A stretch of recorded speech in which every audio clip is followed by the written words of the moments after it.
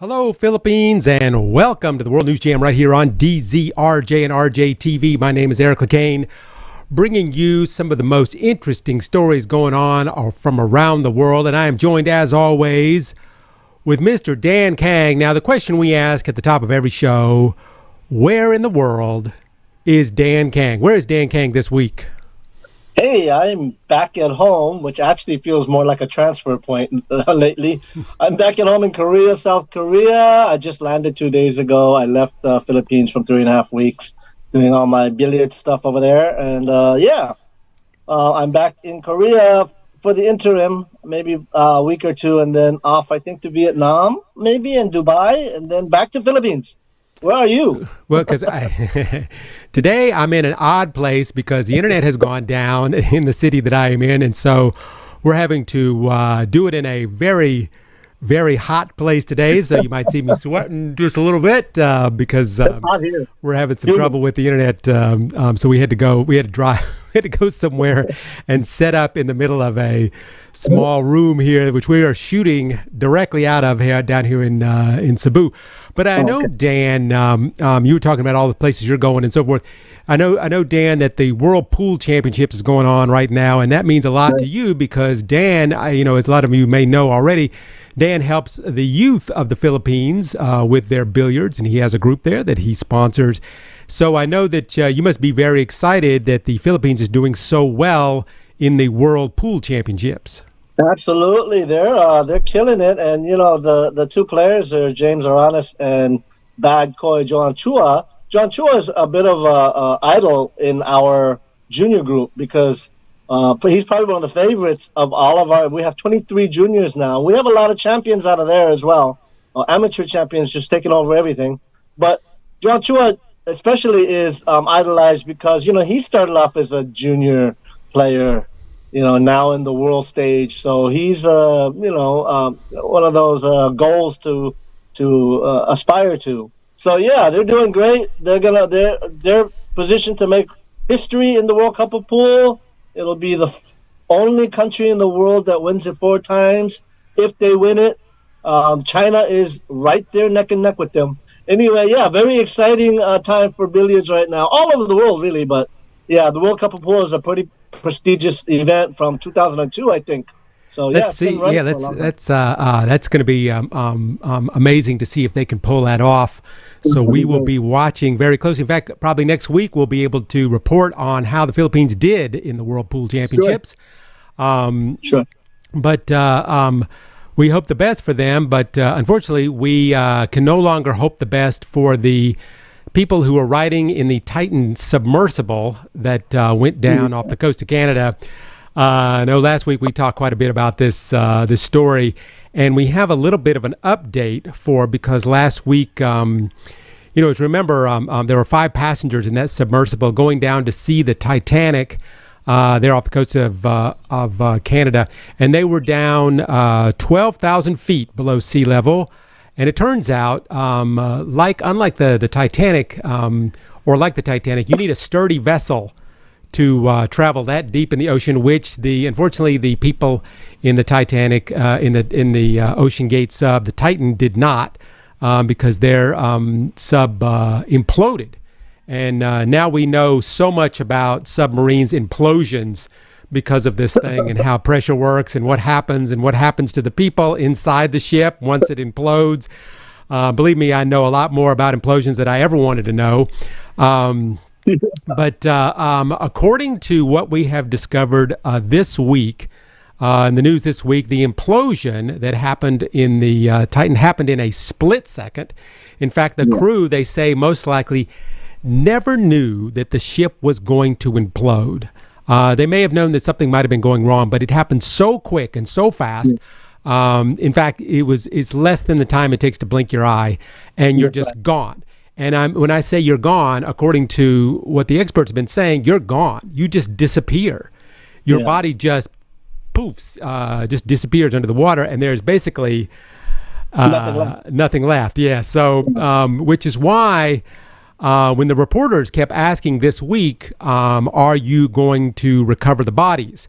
The officials basically said, well, there's not really much to get to down there. However, this week they did manage to pull up the wreckage that they found on the bottom, and supposedly the remains of some of the people on the sub are with that stuff that they pulled up. I can't imagine what that might be. But, of course, I have been looking this week, since I've been so infatuated by other deep sea accidents and what happened in recent history, trying to get a comparison to what happened here.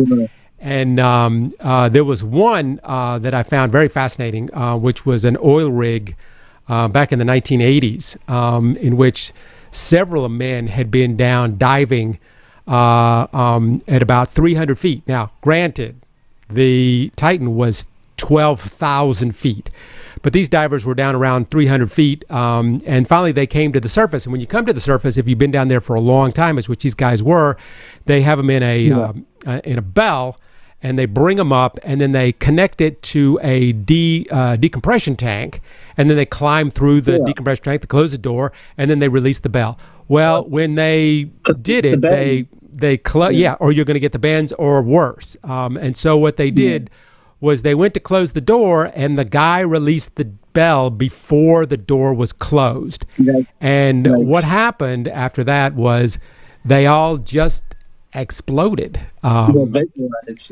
They completely, everybody was killed. Everybody just, blew up. And if you think about it, that was 300 feet. So but did the Titan actually make it 12,000 feet? Or, I mean, from what I was, here's what we think. As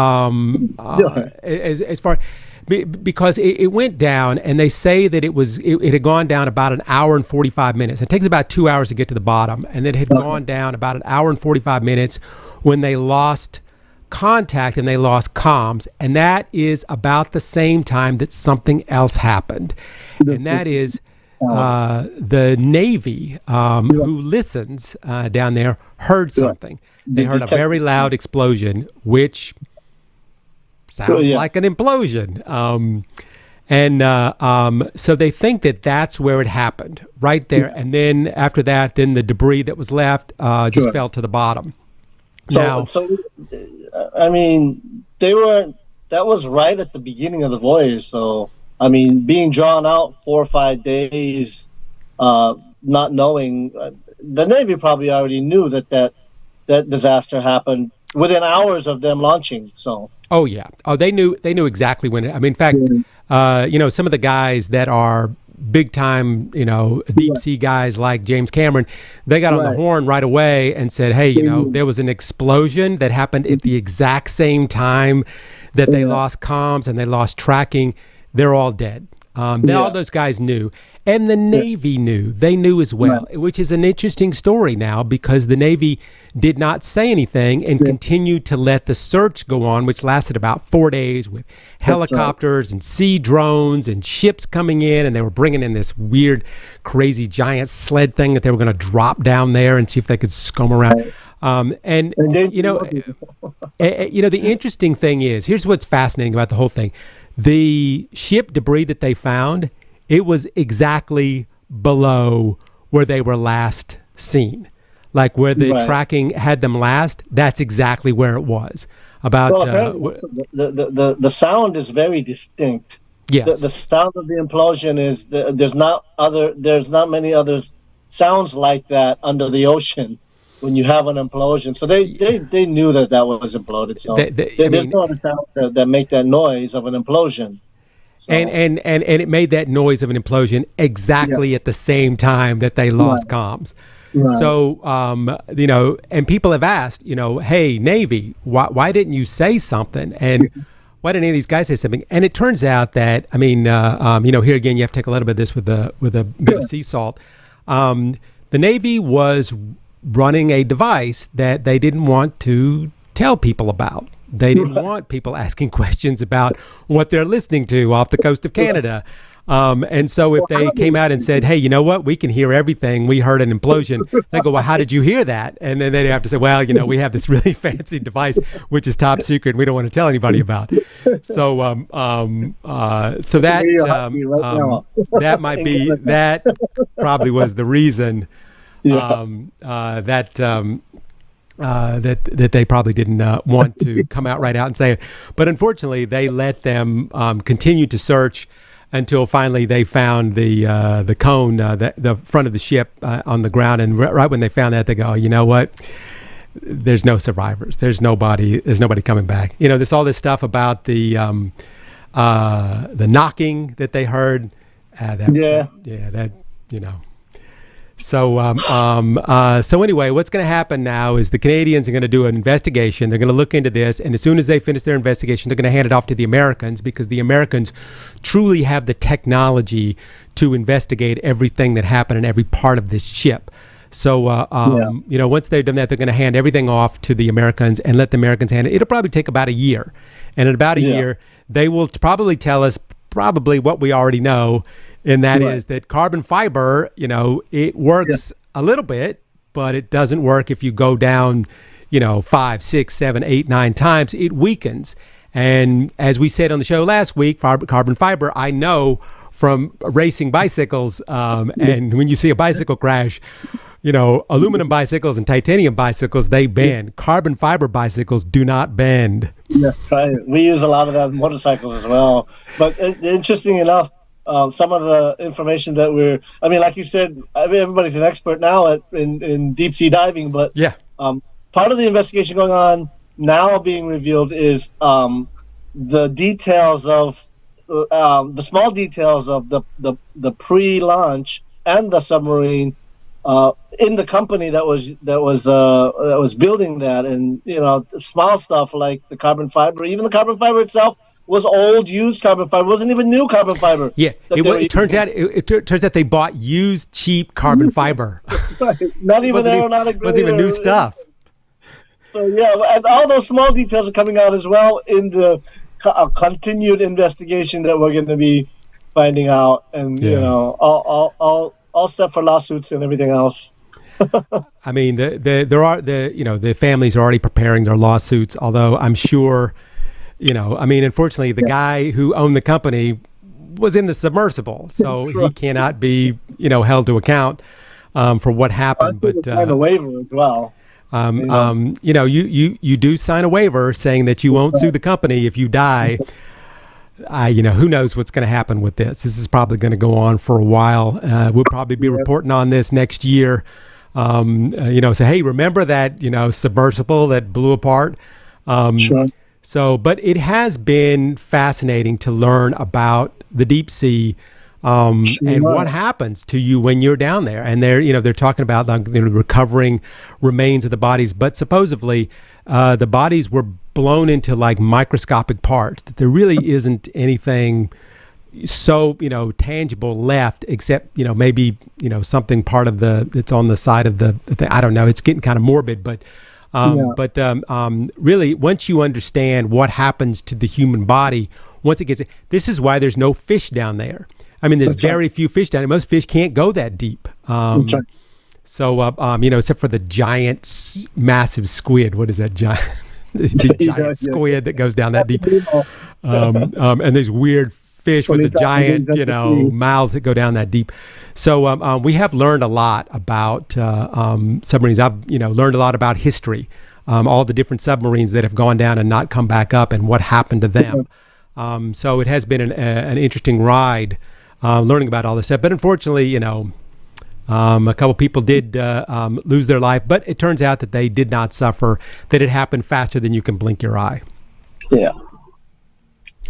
So speaking of things that are not going so fast, that are blinking, there's a lot of changes that happened this week in the United States, which I got to get to, because a lot of people have asked me about this, and so I need to talk about it just a little bit. And that is the episode 12. Unfortunately, we got to go from one bad story to another, but the U.S. Supreme Court in the United States, which we don't talk, we take it for granted. They pretty much decide. They're the last deciding factor of things. And pretty much things have been kind of the same for the last 60, 70 years. They pretty much go with the flow of what we would expect them to do, except until now.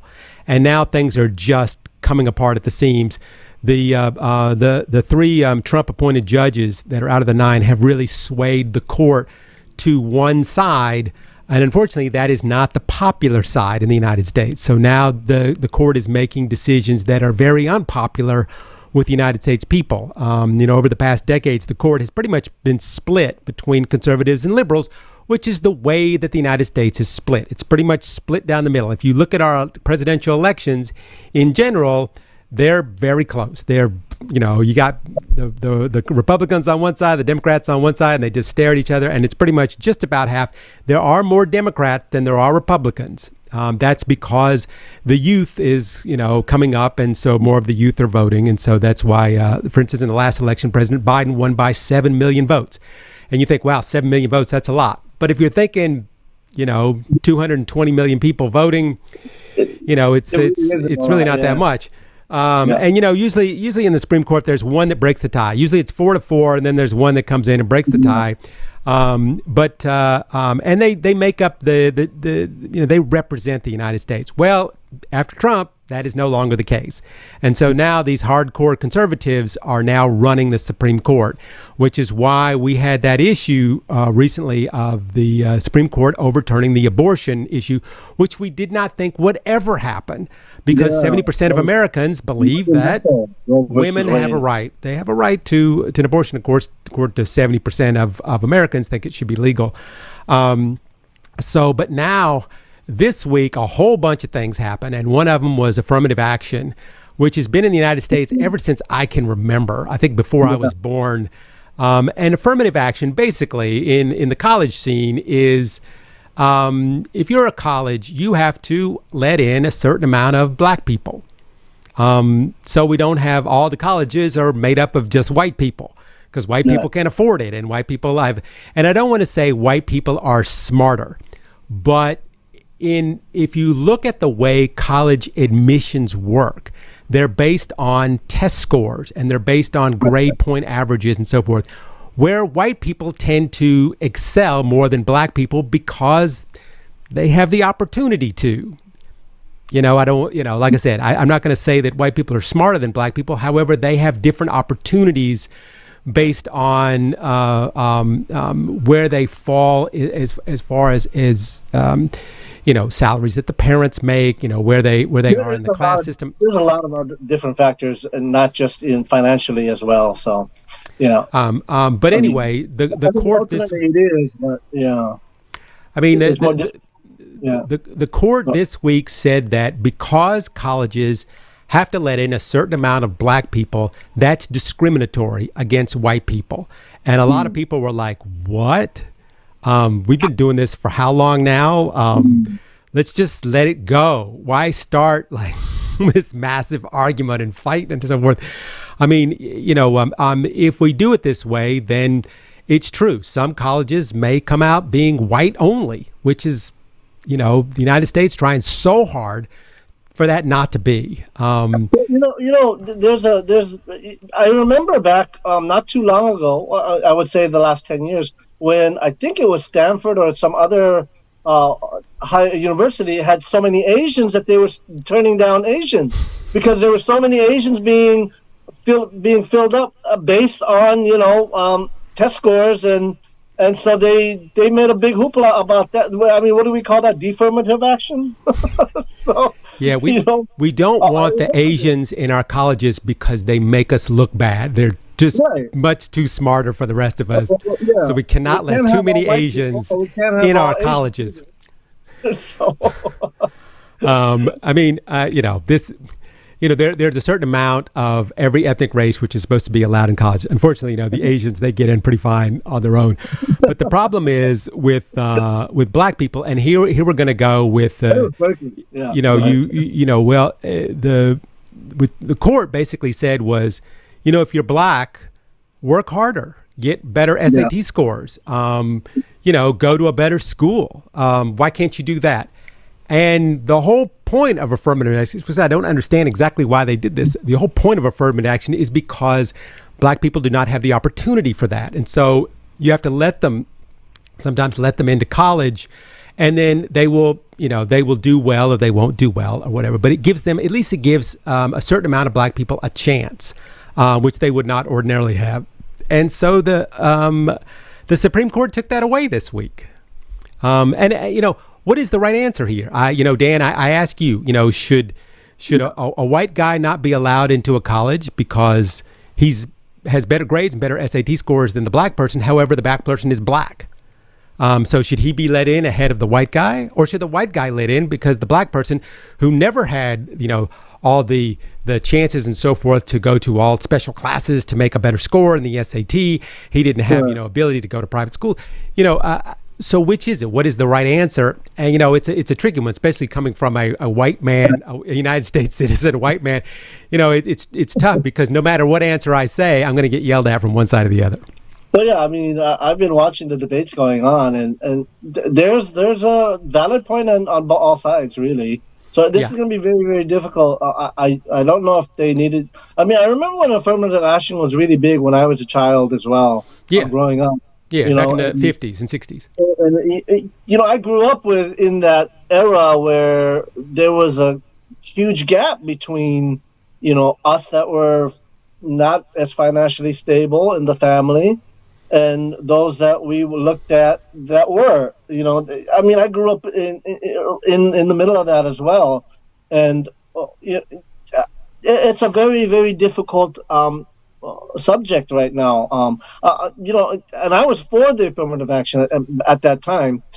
However, when that started happening widespread in other areas besides education, right? Because that affirmative action was spread into jobs and in other disciplines as well. And I don't know where you have to draw the line on that. I mean, what do you do? Because back in the 50s and 60s, we had whites only colleges where, right. It's, okay, well, black people, they can apply, but they'll never get in. And, are we going to go back to that now? And that means that, later in life, that there's going to be less, black people getting higher positions, less people getting, higher degrees, in more advanced degrees and so forth like that, because they can't get into the good college that they need to. So it's a really tough one. I wish that the Supreme Court would have just let it be because everybody was kind of used to it now. I don't know if that's the answer as well. I mean, there has to be some type of measurement that we could take, some statistics that we could look at, right? And then make a decision based on the statistics. And I mean, it's the reasoning behind it has to have some, premise. And so not just that we've had it for this long, so we should just let it go either. I don't know if that's a solution either. I mean, it just makes it so. However, if we're going to get rid of something like that, we have to look at some of the statistics. And has affirmative action been in something that's been positive in the culture? It just makes it so obvious, that it's the Republicans, it's the conservative side of the Supreme Court, which is now lopsided, and it was right down the, it was like all the liberals, voted, for affirmative action, and all the conservatives voted against. I mean, it's just become such a exact line right down the middle, which is also the next subject that comes up, which is they also went after the gays this week, 6-3, same thing. At the gay community, they said that if you don't want to, if a gay person wants to hire your service and you don't want to do that service for that person because they are gay, you don't have to. So if you have a company or you have a store or you whatever, and some gay guys come in and they want to order a gay wedding cake, you have the right to refuse them now, which is before we had discrimination laws. You couldn't discriminate against gay people. And what the Supreme Court is saying now is because of your religious convictions, which is what the suit was about. It was about, because of my religion, I can't help a gay person. I cannot do a service for a gay person. And what the Supreme Court said was, okay, you don't have to. And okay, and it seems, very simple. All right, if you don't want to do something for a gay person, if you don't want to do a design for them, which is what this case was about, you don't have to do it. But what does that mean? How are states going to interpret that? Does that mean that if you don't want them to come into your restaurant, if you don't want them to come into your mall, can you stop them because they're gay? Well, the two big issues is interpretation and enforcement. So Yeah, I it's mean, just this gets back to, the taxi cab, pulls up and he looks at the person, and if they're Right. black or gay or Hispanic or Yeah. Asian or whatever, it's like, well, you can't get in my cab. Right. So I think that there could have been a different way of doing this, as opposed to just going, all right, we're gonna, because now it's going to, especially in some of the more red Republican states, this is going to be interpreted as, hey, we can be discriminatory against gay people now. We've been waiting forever for something to happen so we can discriminate against gay people, and now we can do it. Yeah. A lot of that going on everywhere. I think they're also in the news about the medical treatment as well. Yeah. That's interesting that you would bring that up, Dan, because also starting yesterday, which is July 1st, in some states in the United States, gender hormones will now be illegal to sell to people under the age of 18, and a healthcare provider, you cannot give a person under 18 hormone blockers, or you yourself will be liable for a civil suit, and you will lose your license. Yeah, so that's kind of big news as well. I mean, I don't know what the solution for that is either. I think, but it's like right now there's so many things going on in knee-jerk reactions and knee-jerk actions. Really, yeah, exactly. They're just not putting a lot of thought into these huge decisions that are impacting large groups of people, and it's just like I said, there's no real statistical or logical argument before actually enacting this stuff, and it's just it's concerning. I mean, in Florida right now, if you're a teacher, you can't even say the word gay. You can't talk about it in any way, and if you do, you'll be fired. And this is like the new way. It almost seems like as I look at the European countries and the Asian countries moving forward, I just see the United States as maybe moving backwards with a lot of things. It's funny because a lot of you and I, we've been living in the Asian side of the world for a while, and a lot of the stuff that they're nitpicking here, there's just so much more of a, I don't know how you even say it. Is it a mature? I mean, I don't know what you would say. Like, it's not like a huge deal over here, right? But I don't know. And it just seems completely reversed, that it would be more, critical here than it would be in the land of the free. Yeah, it just seems like, in a religious country like the Philippines, that they would be more discriminatory than the United States, but it's not. The United States is much more discriminatory than the Philippines. I mean, right now in Florida, you can go to jail if you go into a bathroom that is not your gender, which is it's so, and I don't want to go on and on about the bathroom thing because I've already talked about it before, but they say, we don't want men going into the women's bathroom. Man, let me just tell you, transgender men are not going to go after women. In fact, if you put them in the men's bathroom, then there's a problem. There's an issue that you're going to have to deal with, because that's a little uncomfortable for the guys in the bath. There's a whole bunch. I can go on and on about that whole thing. But one of the other issues is, speaking of going after the black people and going after the gay people, they're also going after the poor people, as the Supreme Court this week decided that the student loan forgiveness, we're not doing it. We're not doing it for all the they've now come up with all kinds of reasons why we need to do this. Not give it up completely, but give everybody a break, because right now it's a big problem right now for students that come out of college and they're just drowning in debt and they can never get ahead. And so after the pandemic, they're like, okay, listen, we're going to give you an extra $10,000 toward your student loan. No big whoop, And so, but it helps. It helps. The Supreme Court just said, nope, we're the last one to say we're not going to do that. And so here again, right down the middle, liberals on one side, conservatives on the other side. Yeah. And that's the real issue right now, because, for me, unless you really know the details of the student loan forgiveness, of course the knee-jerk reaction is going to be, hey, well, why should I pay for somebody else's loan? Right? And that would be logical. But if you really look at the details, it's not as much as you're paying for that person's loan, right? And that's what I originally thought it was. It's really not. It's really not as much money as you think. It sounds like it's going to be a lot, but it's really not. As well, right? Because I had that same mentality of, hey, why am I paying for this kid's loan that he, out of his own volition took? But when you look at the details, some of the actual details of that, this encompassed like these trade schools that were ripping kids off, right, and just taking all this money and all of the other factors. So there was some logic to that, which I had not known or considered until I took a real deep look at it. And no, you shouldn't have to pay for somebody else's loan. However, there's nothing wrong with us assisting some of these people that actually got a little too deep into. I mean, that's what we are, right? Not paying off their entire loan, just giving them a little break after the pandemic. I mean, we spend $2 million per missile, per Patriot missile costs $2 million. We go out and just test those things. So why can't we just? I don't know. But so besides striking down a women's right to choose in the abortion issue, this week they went after black people, poor people, gay people. So the Supreme Court is, really putting their foot down.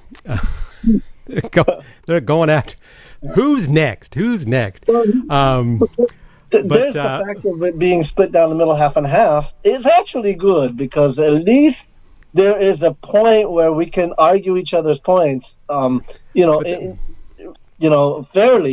Well, the problem is that the Supreme Court no longer after Trump is no longer fair. It's now split 6 conservatives and 3 liberals, and so the conservatives now are just taking it home. They're pushing all these conservative issues that have been the norm for 60 years, and now all of a sudden these norms are going back to the 1950s, back where we were before. So that's why a lot of people are up in arms about this, and a lot of people are saying that this is the best gift to Joe Biden he could ever get because of all these things that they have done. Nobody's going to vote for the Republican now because of what has happened. I don't know if that's true, but that's just kind of what they're saying. But speaking of one of the things that they should be talking about in the Supreme Court, which I believe wholeheartedly, is gun control. But this week, Dan, there's something that you don't hear every day, because in the United States we hear, okay, somebody shot a bunch of people. The policeman pulled out a gun and shot an unarmed minority. I mean, that's an everyday occurrence. If I said that now, you go, okay, that's news. But you know what? It is news if it doesn't happen in the United States. And this week it happened in France. And this is something big. I did not realize until I really started looking at this. The policeman shot and killed an unarmed minority, a young kid. 17-year-old. And the whole thing was filmed on cell phone, of course. So that's why we're talking about it, because it's on cell phone, because it doesn't happen unless you see it on video. So this 17-year-old, he was stopped by 2 policemen. They were on the driver's side, and one of them appeared to be talking to him, and the other one had a gun drawn right at him. Looked like a small machine gun drawn. And anyway, the young guy tried to drive away, and the policeman shot him point blank right in the chest. And he drove a little ways, and then he died, of course. So if you look at the video, it doesn't look like the policeman was in any danger, but the policeman said he feared for his life, even though the kid didn't have any kind of gun or anything. He was just a scared kid. And unfortunately, he also happened to be Muslim, which adds to the layers of issues now. But that policeman's been putting on leave pending an investigation. However, the protests in France this week, 1,311 people have been arrested or detained. 2,560 fires have been reported. 1,350 cars have been burned. This is America or France? This is France. This is France. No, if this was America, just another day, just another weekend in America. 522 police have been injured, and this is all this week. 45,000 police officers have been deployed now across France to deal with the riots and all the things that are going on there because the police shot this 17-year-old Muslim boy. And it's just something that, the only reason I bring it up is because we don't hear this every day. That's right. This is something, like I said, we hear it in the U.S. all the time, but in France, I don't remember ever hearing anything like this about going on in France. And Macron. I don't ever remember hearing any shootings from the police in France ever, honestly.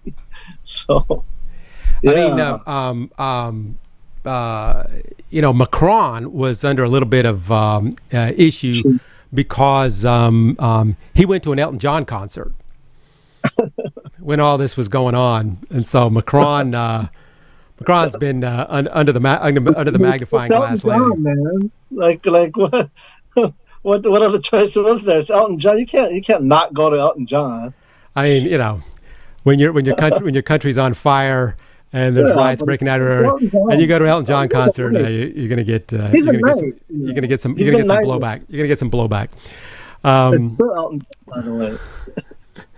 I know. If I was president of France, I might go to the Elton John concert too. But anyway, so that's what's going on there in France. So not good news there in France. Now, right now in the United States, Trump is back in the news. Of course, Trump never left the news.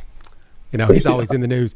But I got to touch on this really quick, and then we'll just move on. There was a recording of Trump released this week. We all knew what this recording about. It was Trump boasting, showing off the documents of the Iran, the United States plans to invade Iran, and he's showing it off to all his friends, a super document, super classified document, waving it around, and it's all recorded. And so finally they released that recording. We all got a chance to hear it this week.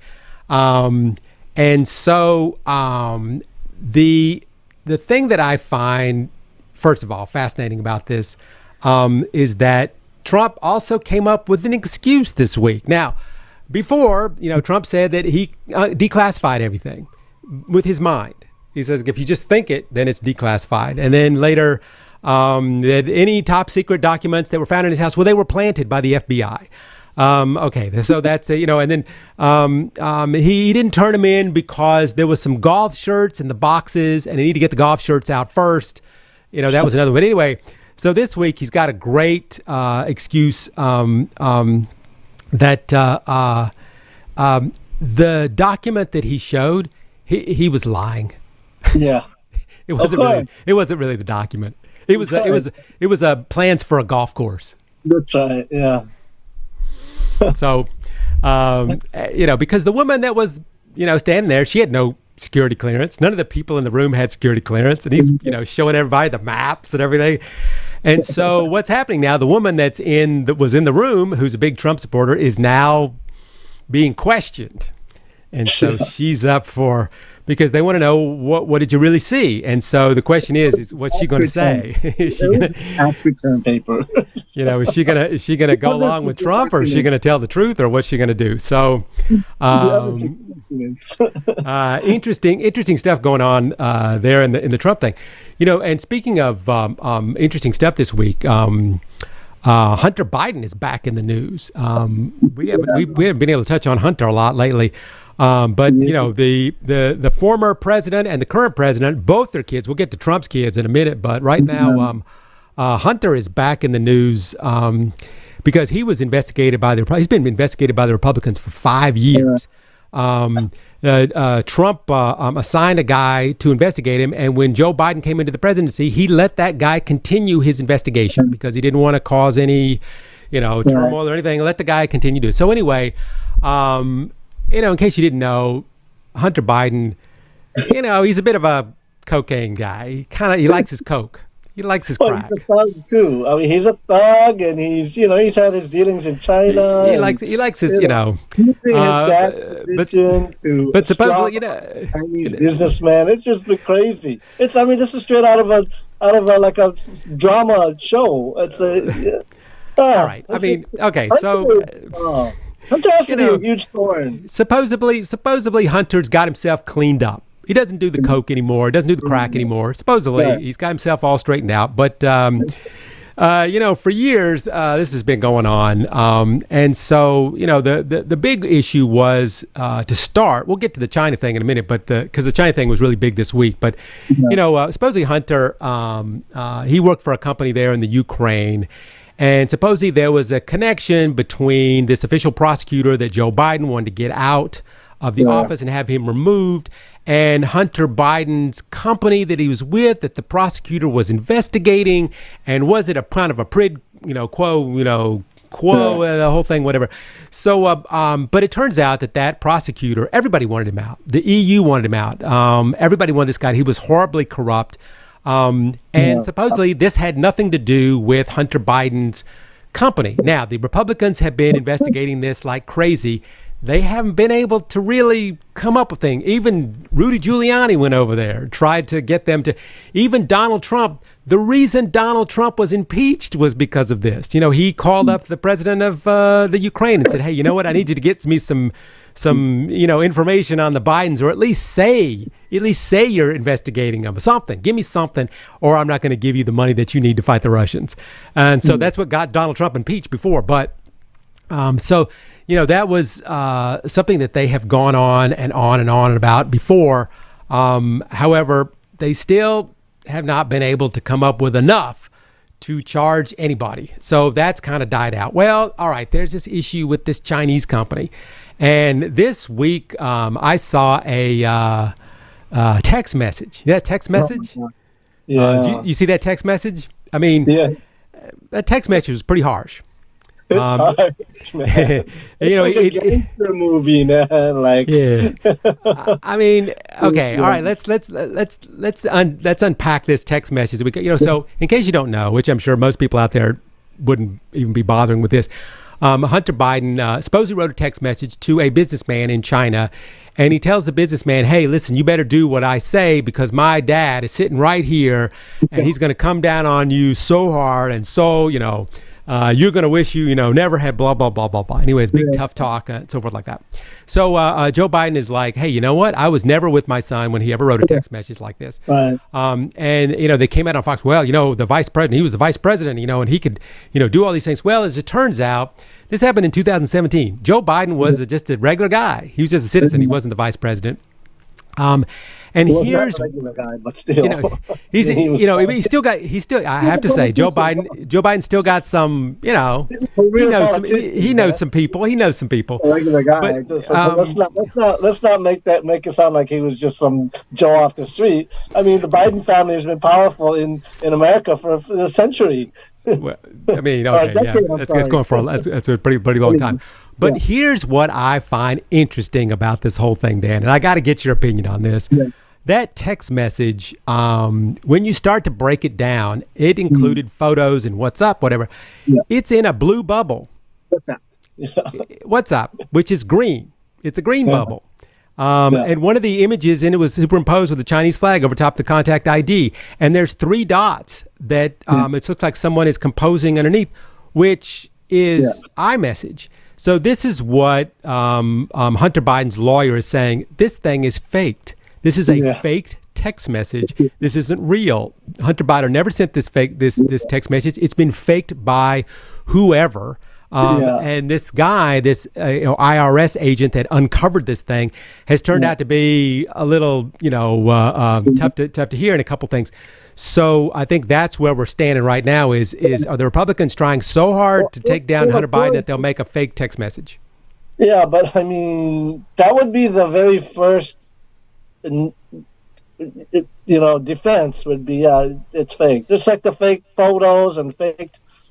But the photos were faked. I mean, the photos were faked. They were saying, well, here's a photo taken. I mean, the photos were taken in 2020. I mean, it was a ridiculously stupid thing they didn't think we would be able to tell when these photos were taken. So that was idiotic. But the text message, do you believe the text message is real after all these things that they have said? Here's the thing: if you look at Hunter Biden, you can't put it past him that he wouldn't say something like that either. I mean, if you look at Hunter Biden's history and all his dealings in China, I mean, he's a perfect target for that. If it was fake, he's the perfect. Here's the main jest of this is that Hunter Biden is the perfect target to set up for anything corrupt, because I mean the guy, you know what I mean? He's a thorn. He's a clown. He's a thorn. I mean, if you ever saw the interviews that they did with him, like Jesus, it's been the lie detector guys have broken down that whole interview, and like he's a thorn. He unfortunately. Let me just say, Hunter Biden this week pled guilty to 2 counts of misdemeanor tax fraud, not tax fraud, but not paying his taxes. And there was a count of a weapons charge where on the weapons permit form, he said that he did not have a background in drugs, which he does. So he lied on his permit form. Exactly. So. You know, so but he's going to get off. He's not getting off, but he's basically they say, you know, he's going to get probation for the tax stuff.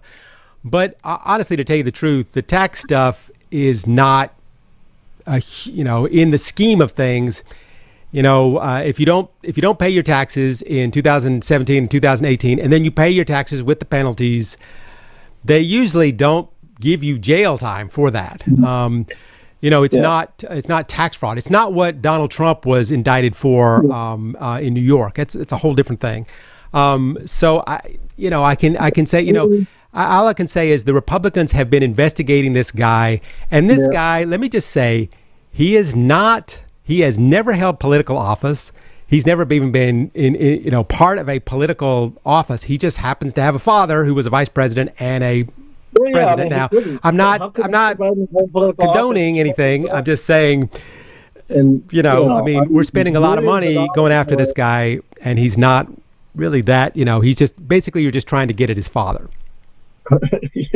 Well, I mean, who cares if we take down, but he's involved in a lot of big money deals that, you know, they're still following the money.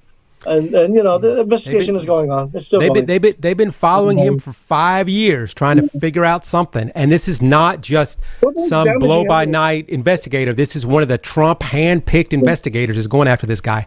So if they find something, okay, fine. Then I'll sit here and I'll go, okay, great. You know, Hunter Biden should go to jail. But so far, they've been really, you know, they have put a lot of money into this, and they have not been able to come up with anything really good. But, you know, I mean, where there's power in investigative processes, where there's power, there's ways to, you know, cover up investigations as well. Of course. Rich people never go to jail. Rich people don't go to jail. We know this. We know if you have a lot of money, the chances of you going to jail are slim. But anyway, but speaking of other children, I wanted to get to this too. A book called Blowback came out this week, and I've kind of been done about talking about Trump books, but this book is great. This book I got to talk about.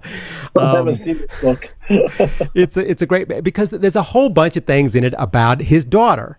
Ivanka,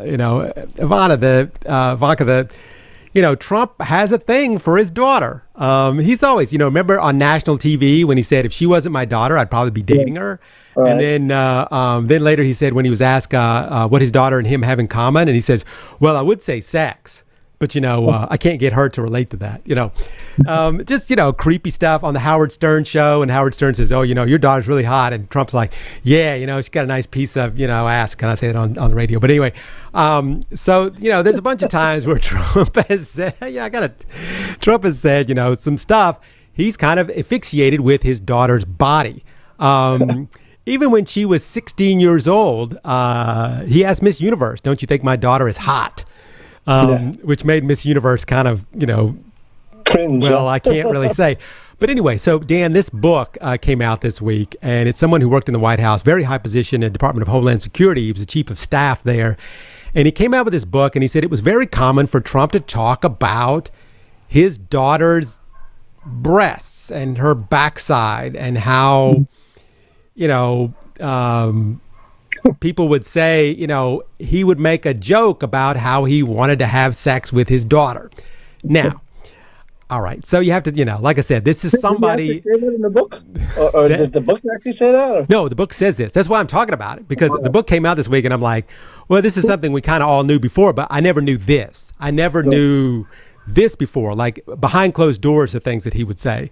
So, And this book comes from the chief of staff of Homeland Security. I mean, it's not like just some guy who's doing it, but supposedly the actual chief of staff, John Kelly, had to sit Trump down and have a talk with him, saying, "Listen, you can't be talking about your daughter like that in the White House. There's a lot of people listening, including me, and I don't want to hear it anymore. So don't say that kind of stuff about your daughter anymore." So, but anyway, so that's what's out new in the world of Trump, Trump and his book this week. Wow. So there's a lot of books that have been written. Like I think it was Hillary Clinton's bodyguard that wrote a book about what a horrendous Wicked Witch of the West she was, and then there was sure. Yeah, there's a lot of those kind of books that come out from the guys that work in the White House, right? And it's really, really interesting to hear their tell all tales of the stuff happening in the White House. It's always been kind of great. I have to say, I don't think there has been another president ever that has had as many books written about the people that worked with him in the White House as Donald Trump. I can't wait for the ones from Kamala Harris, too, when those come out. Those are going to be interesting. She's going to be out of the news a lot lately as well, huh? I mean, that's... I forgot. Is she still vice president? Yeah, I mean, that's her job. We've said this before. The job as vice president is not to get your name in the news. So she's not in the news. Just like Joe Biden. Joe Biden was never in the news when he was vice president. So that's you don't want to take away from your president there. Yeah. It's like the bridesmaid. You don't want to bring attention to the bridesmaid. She can't look more beautiful than the bride. Exactly. Now we got so many stories, and I can't get to all of them today, but I'm looking for which one I want to talk about. And there was one I really wanted to talk about. We wanted to talk about it last week, and I didn't really get to it. And I guess is it related to anything we've been talking about? Not really, but it's something that fascinates me. Is that, Dan, how can you eat a chicken without killing the chicken? Let me tell you, Dan, I know it sounds like a joke. Sounds like there's a joke coming. But the way you do it is you grow the chicken in a lab. You grow the chicken parts in a lab. And it was not this week. It was week 4, but we didn't get to it last week. The USDA had approved a lab-grown meats for sale in the grocery store and restaurants. And before you comment on this, Dan, it is the use of cells of the chicken or cells of the cow to grow the meat in a giant vat. Looks like a giant beer vat. In which there's no microscopes, no petri dishes, no guys in like white things with big masks on or whatever. They grow it in a giant tube, and then they take out the chicken, and then it's processed pretty much like a regular chicken. Yeah. Me being an ex-chef, I've known about this. This isn't like new technology, and it was introduced over 10 years ago, I think. And I'm pretty sure Japan right now has that. There have been there are other countries. I knew that Singapore had already approved it there. Last week, the United States approved it, so it's approved now for use in the United States for consumption. I did not know about Japan, but I just found that a very interesting story, because I did not know about lab-grown chicken. Lab-grown meat all the way around, beef as well. Yeah. They grow, all of it. And the company that is doing this there in the United States, I love the name of the company, Good Meat. Yeah. Is it innovative, or is it, I don't know, what do you say? This is straight out of a sci-fi movie, isn't it? I mean, hey, we don't have to kill the chicken. We just take, some of its cells, and we just grow some meat. We just grow it in the lab. Yeah. Is it the wave of the future, or is it something that's going to... I mean, I'm thinking, me personally, I cannot wait to taste this minced chicken meat. I want to see what it tastes like. I can't wait to give it a try. Because, with chicken, there's all kinds. What they say is we can grow this stuff in a lab, and it's better. It's better for you. They make it more nutritious, and they make, it doesn't have as many pesticides and, things that they give the chickens. That's absolutely right. Safe for everything else. And interestingly enough, I noticed like in all the Burger Kings, they all have like the plant-based meat. Plant-based I meat. really, I don't know. I haven't tried it yet. I want to try it. I know. I got to try it too. I haven't tried it yet either. But I don't know. If Plant-based meat what is plant? For me, it's a flip between the two: lab-grown meat or plant-based meat, right?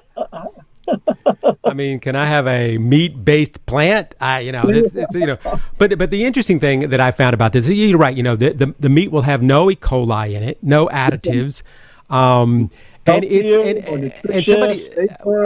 I was having a conversation with somebody else, and they said, "Well, it gives something for vegetarians." No, it doesn't. It's not a vegetarian food. It's real chicken. It's real cells. They're just growing the cells.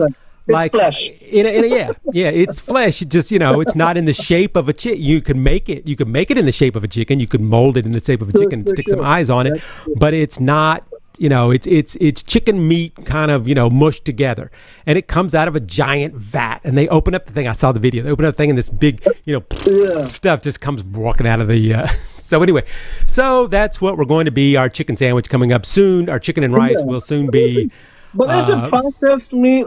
I mean, we eat processed meat now. I know. We take regular chickens and we chop them up anyway. So I don't know. But speaking of chopping up things, Dan, we need to chop up this show because we are out of time. But it's been an interesting show. I know I have been very hot, sweating here in this tiny little room that I'm in this week. But hopefully next week we'll be back to normal with me and Dan here on the World News Jam on DZRJ and RJDV. So until then, we'll be bringing you more stories of what's going on around the world. So everybody, please be safe out there. And me and Dan will see you next week. The views and comments